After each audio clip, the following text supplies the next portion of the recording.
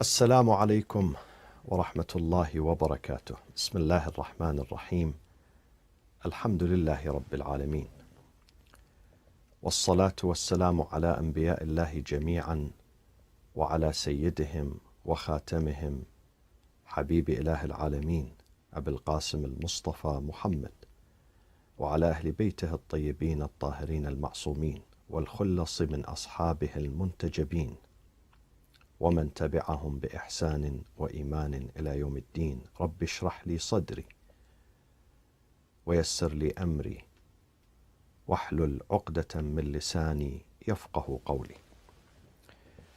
We've been discussing for the last few days and the past few weeks the problem of racism and segregation and racial injustice in our country, in America.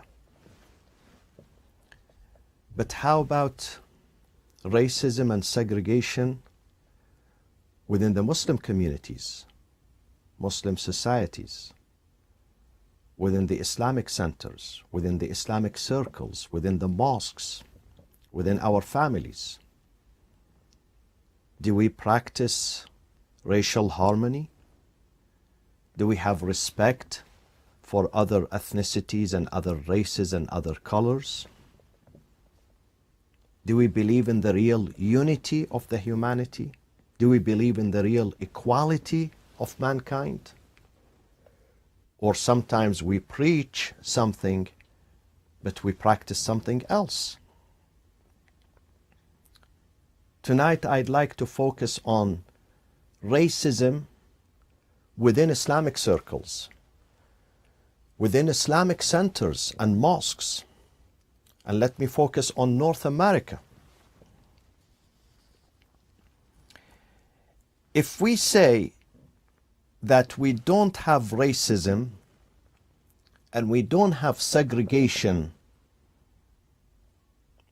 at our centers and our mosques, then we are committing another crime, another sin. We are being arrogant. We are telling lies. And if we say yes, racism does exist in the midst of the Muslim communities too,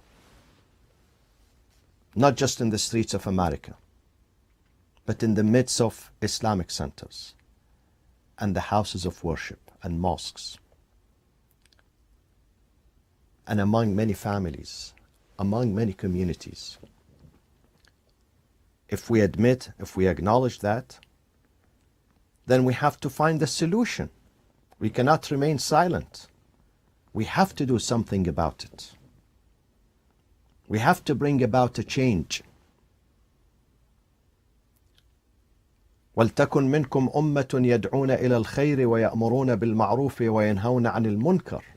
God says it has to be among you a group of leaders who take the initiative for social change, for social transformation, to bring about real harmony, real equality, real respect, real dignity for the members of the society. They should fight racism. They should fight discrimination. They should fight this racial bias that some people have at the top of the Islamic centers, sometimes in the board of directors, sometimes the presidents, sometimes the imams. The people at the top of the responsibility, they do practice discrimination and segregation and racism. They do look down upon others who are not part of them, who are not part of their ethnicity, who are not part of their culture and language. We've seen it. We've seen this. And people have seen it. How do we bring about the change? Now we spoke about the problem. But always when we address the problem, we have to speak about the solution too. The solution is manifold, my friends. Are manifolds. One of them is about tarbiyah. We have to begin teaching our youngsters, our kids at home, that people are equal in the eyes of God. We should not demean or degrade certain ethnicities or certain languages or certain colors or certain cultures, or the black people or the people of color or the people of the Mexicans or the this or that. In the eyes of God, people are equal. God created them. They came from God's factory, God's manufacturing. And every product that God produces and manufactures is good, without defect. If there is a defect, then it is in our mind, racist mind, that puts itself above others, that believes in the superiority of some and the inferiority of others. Otherwise, when God produces a product, it's good, it's perfect, it's equal with others. So it begins with tarbiyah, refining ourselves. It begins with awareness, raising awareness among our kids and our families. Parents have to sit and speak to their kids. Sometimes children have to speak to their parents and tell them no racism. Racism is unacceptable. Segregation of races and ethnicities is unacceptable. And it has to do with taqwa, with reverence. The more you love God, the more you're going to understand God. The more you understand God, the more you're going to love God. And the more you're going to love the creatures of God, people that God created. This is His product. And then also it has to do with the correct understanding of Islam. Islam is not based on a class society. Some people treat Islam as a culture, not as faith. For them, Islam is a culture, not faith. Not an act of faith, an act of perfection, an act of nearness to God. An act of culture. They embrace cultural Islam, not spiritual Islam, not moral Islam. This is why they have bias against others. This is why they see themselves being more important than others. Now some people say, but Sayyid, if we treat people equal, we're going to lose a portion of our audience, a portion of our congregation.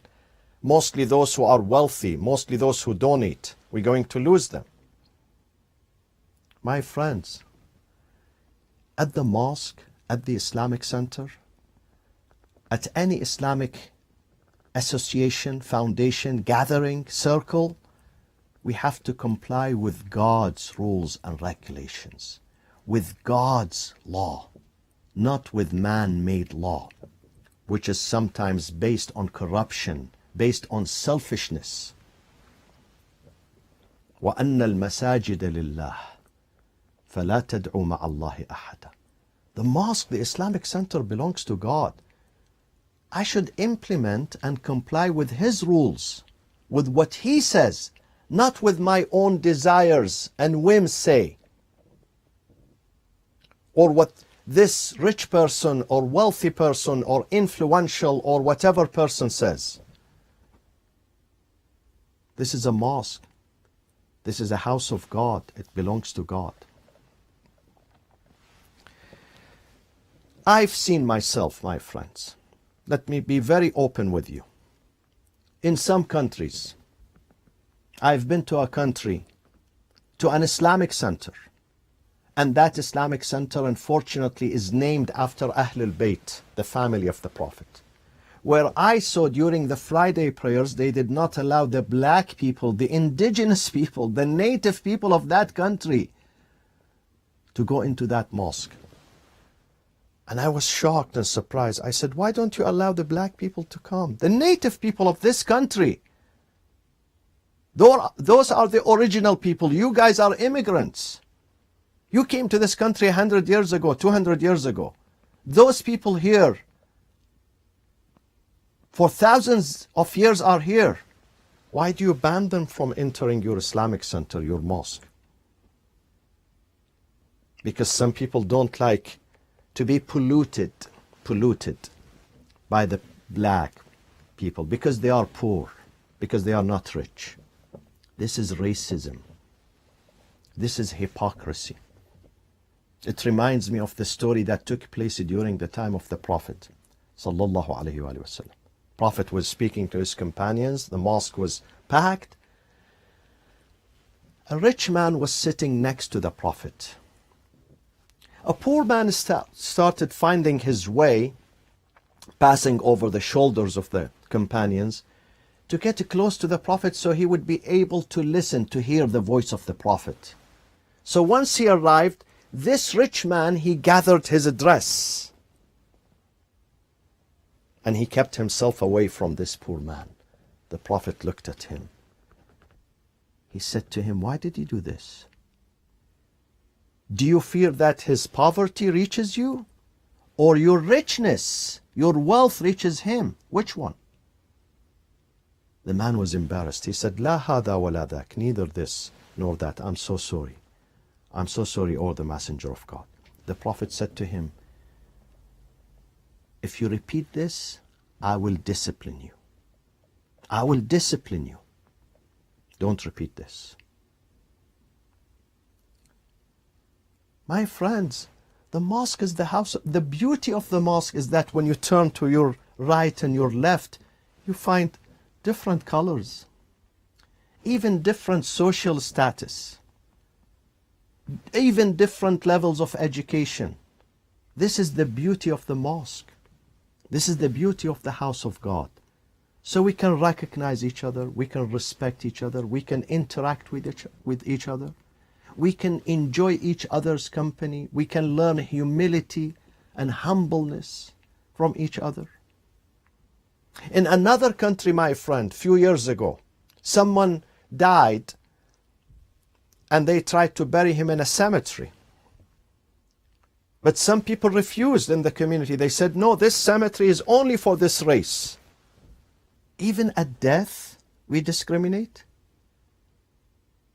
Even at burials, we discriminate?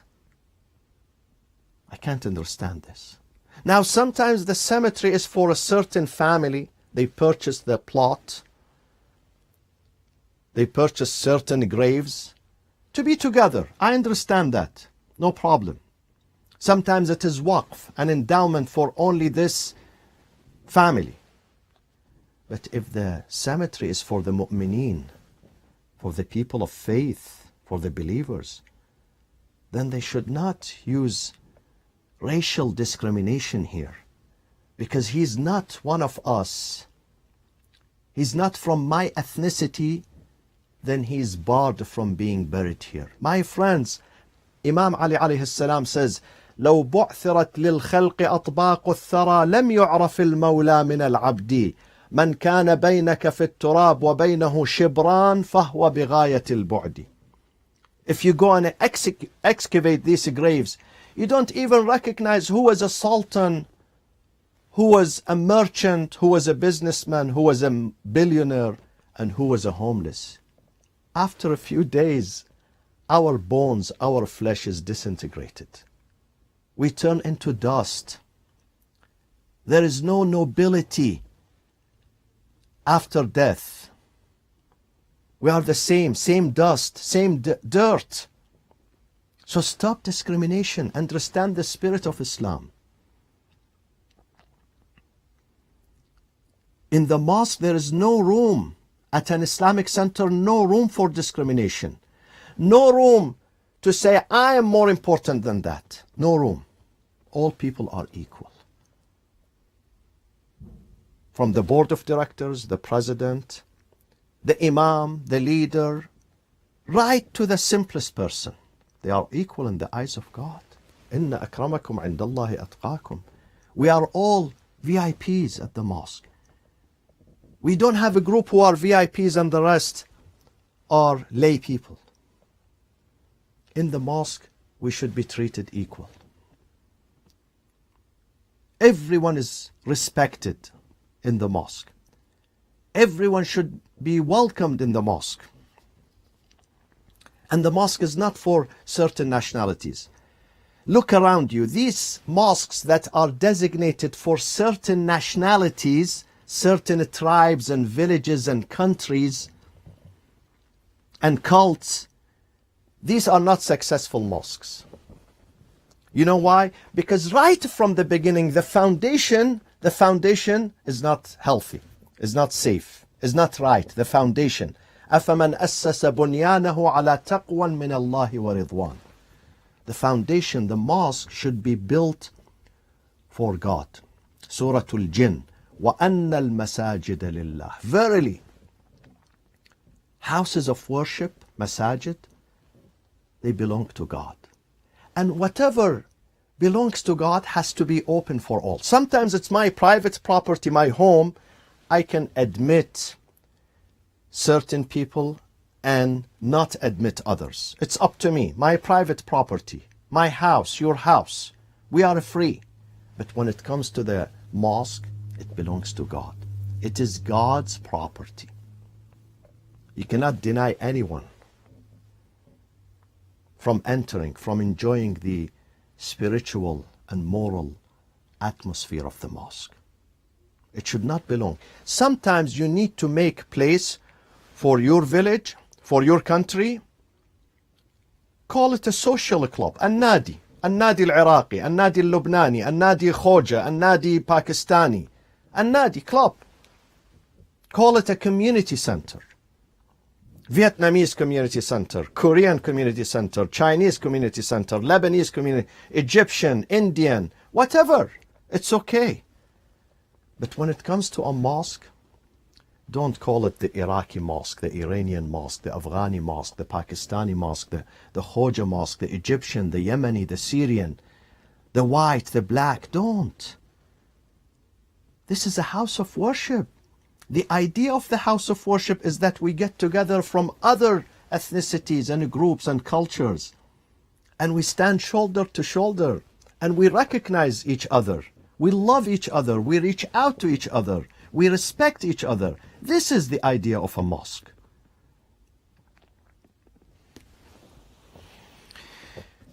My friends, tonight I'd like to focus on the problem of mosques in America.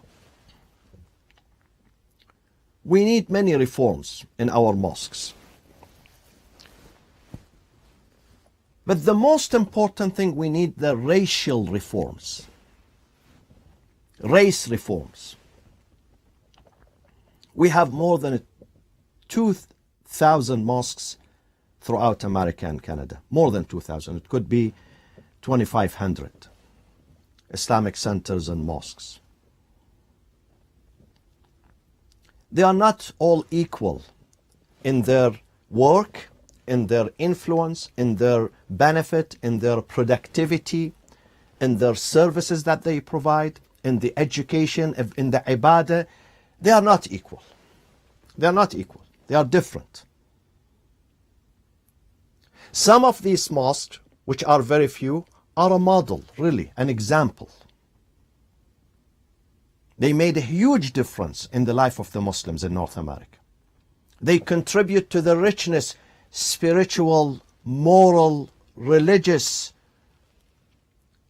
richness of the Muslims and some non-Muslims in North America.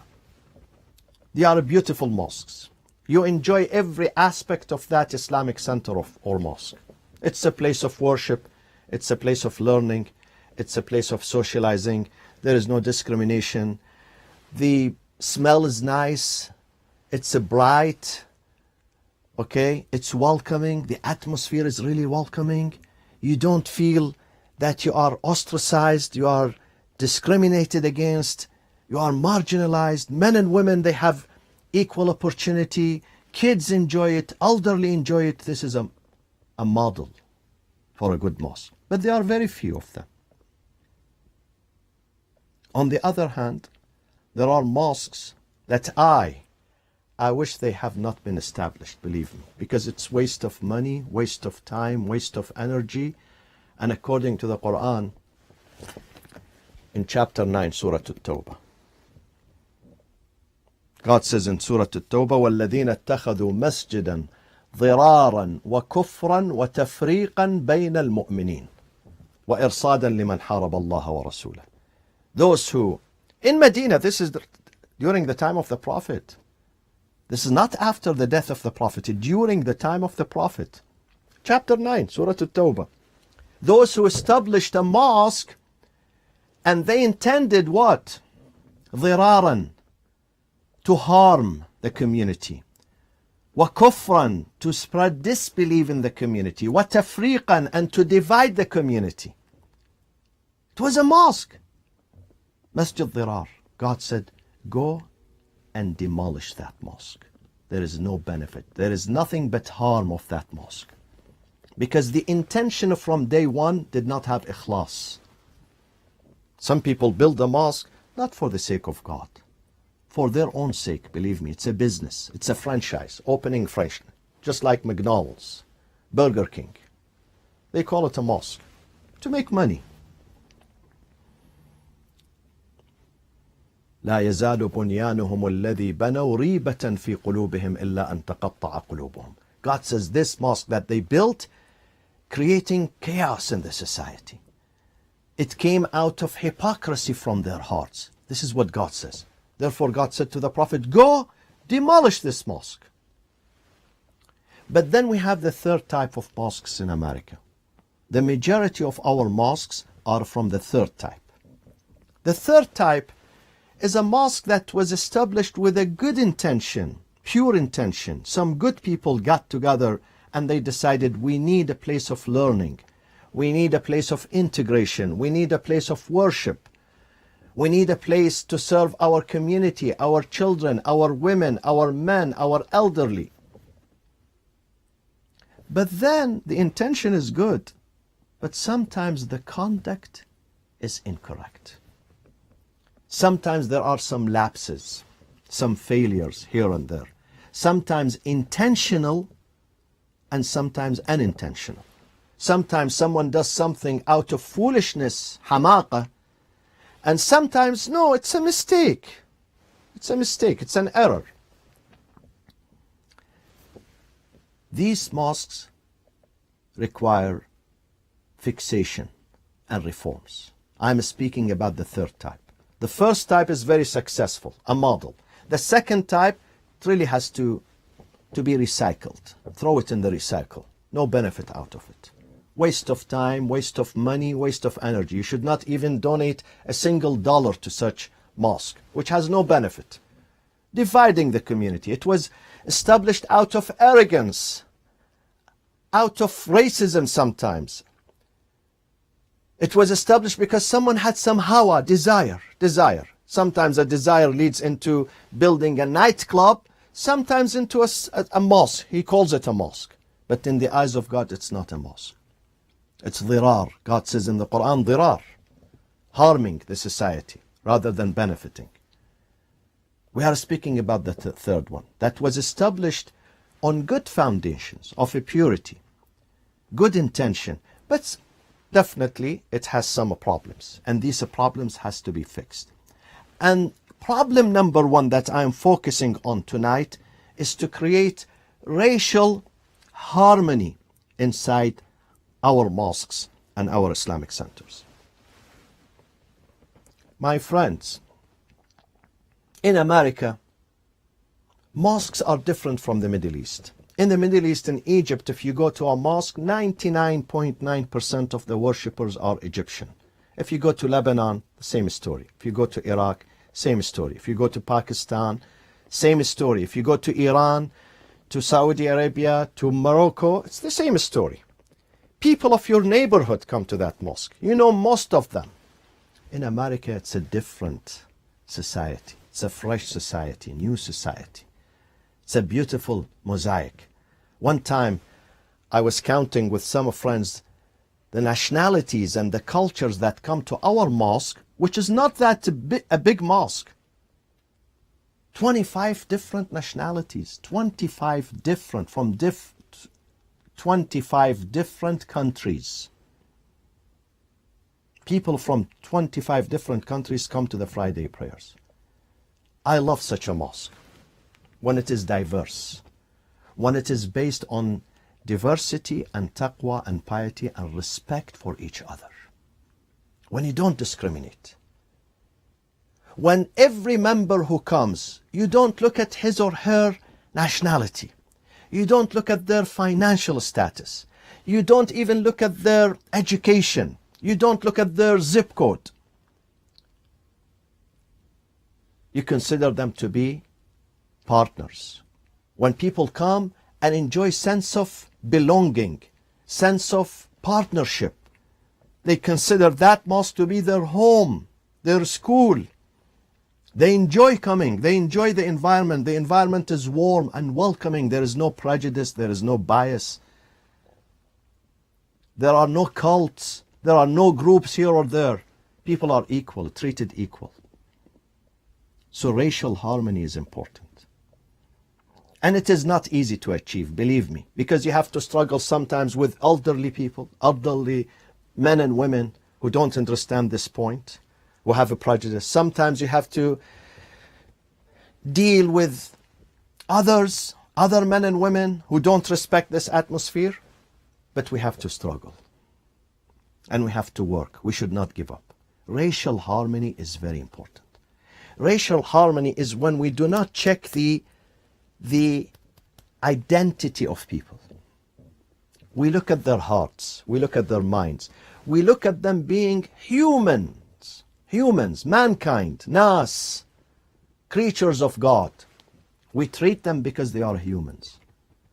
We don't treat them based on anything else. Just to be humans, good humans. So this is number one.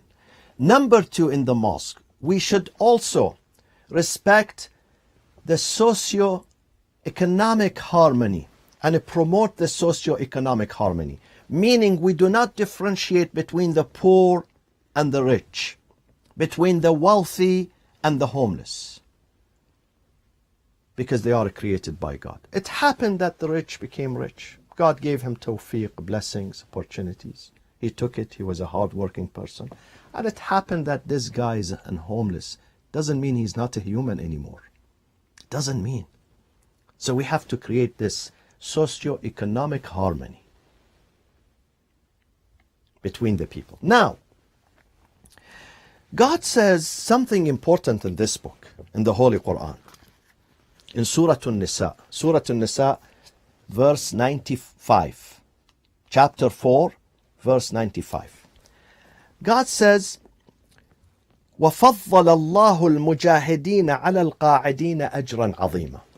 God says, mujahideen, those who strive, those who give, those who donate, those who come to help, are favored above those qa'ideen. Qa'ideen is doing nothing. Those people who are sitting, those people who are not active, those people who are not giving, those people who are not contributing, those people who are lazy. Bukhar bikhab. He just come to the mosque, he expect people to give him food, give him the best place, and then he argues, and he doesn't like this, and he doesn't like that, and he doesn't even pay a penny. God calls those people qa'ideen, lazy. They don't do anything. God says, I love those who strive and give and contribute. فَضَّلَ اللَّهُ. God says, I discriminate here. But this is not racial discrimination. This is not because someone is poor, so he's discriminated against, or someone is from this nationality, he is discriminated against. No, God says we have two types of people. One type, those who strive, those who give, those who love, those who bring harmony and unity. On the other hand, there are some lazy people who accept people and community to help them, but they don't help. They don't help others. They don't help neither themselves nor others. God says, this is not the type I like. وَفَضَّلَ اللَّهُ. And he says, God says they are not equal. These two groups are not equal. لا يستوي. Not equal. لا يستوي القاعدون من المؤمنين غير أولي الضرر والمجاهدون في سبيل الله بأموالهم وأنفسهم.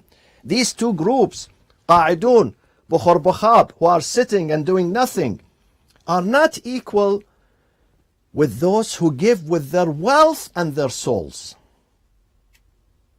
They are not equal.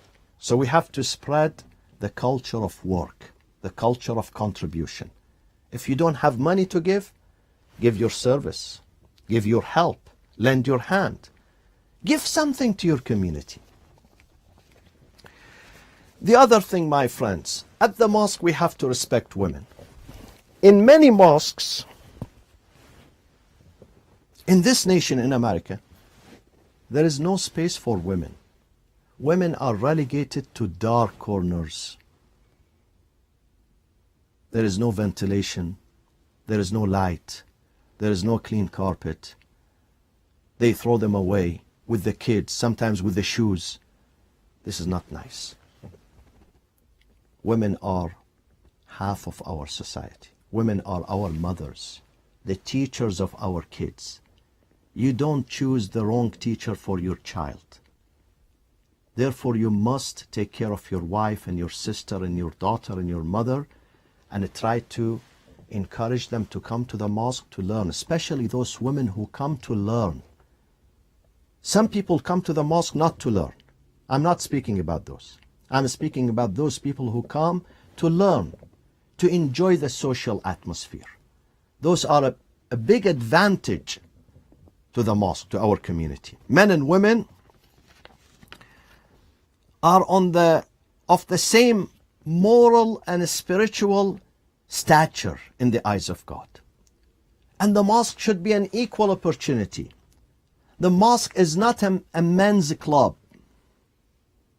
Men's club is somewhere else. You find it on the freeways. Billboards, there are gentlemen's clubs. Men's clubs. The masjid is the house of God, the house where we learn, the house where we refine ourselves, the house where we get closer to God. So it has to be open for women. Women have to be respected, because I know in certain mosques, maybe from other traditions, from other schools of thought, there is no room for women. Women are mistreated. There is no tolerance, there is no acceptance for women. And also, we have to respect the black people and people of color. When they come to our mosques, it's an equal opportunity mosque. We should not look down at them. If the color is different, that it does not mean this man is lower. It does not mean God has two classes, one class for the white, the second class or the third or the fourth for the black or people of color. Bilal al-Habashi. His name is Habashi, Ethiopia, Abyssinia. I was in Addis Ababa back in, when was that? I lost the track of my trips because I'm not flying anymore. In January 2020. Beautiful country, humble people. He came from that country. The Prophet liked his character. He had a good character. He was a black. He did not even speak good Arabic. The Prophet said, never mind. They came to the Prophet. They said, Ya Rasulullah, there is a problem in his adhan. He cannot say ashhadu. He says ashhadu. The Prophet said, Sinu Bilal.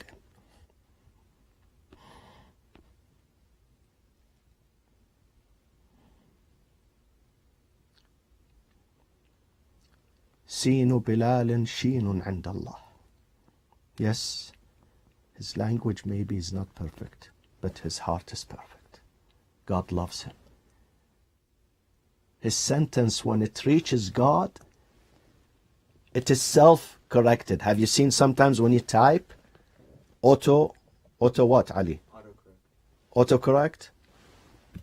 A person who has good heart, even if he does not have good pronunciation, the sentence, when it reaches God, it is auto-corrected. Sinu Bilalin Shinun indallah. So don't worry about him. Stay away. They wanted to remove, because some people had a prejudice. They didn't want a black man to raise the adhan during the time of the Prophet. And you know, he quit the adhan after the Imam, the Khilafah, went not to Imam Ali. He said, I'm not going to do adhan anymore. He left for Syria. He didn't even stay in Medina. So we have to love the black people. Some of them maybe Not maybe, definitely they might make it to paradise many years before us. Before us. The other point I conclude here. Some people come with different political views. They should be welcome. House of God. We don't discuss politics. Even if we differ in our political orientations and political views, this is their place. They should not be kicked out. Even if they differ with me as an imam, as a servant in the community, as a board member of the mosque. People who differ with me politically, they should come. Because this is not a private property. The mosque belongs to God. And last but not least, I say this, maybe I'm going to throw a bombshell now, huge one, but because I believe in this. Even people who have different sexual orientation in this society, if they want to come to the mosque to worship, not to propagate their orientation, not to promote themselves and their tendency and their choice, but to come to worship, they should be welcome. They should be welcome. This is their house. As long as they remain silent about their sexual orientation, they don't propagate, they don't recruit, they are welcome. Because they are a human being, they are created by God. It happened that they have different choice. They solve it between them and God, not between them and me. I cannot judge them. We should not judge any person. Even those people have to come and to find dignity and freedom. They should not be intimidated. They should not be kicked out. They should be welcomed. They should have the opportunity to listen, to worship, to participate. We should not deal with them harshly and shut the doors and say, hey, you are not a human being, you are not a Muslim. We should not judge anyone. Being a Muslim or not being a Muslim, this is not my job. This is the job of someone sitting there called Allah, God.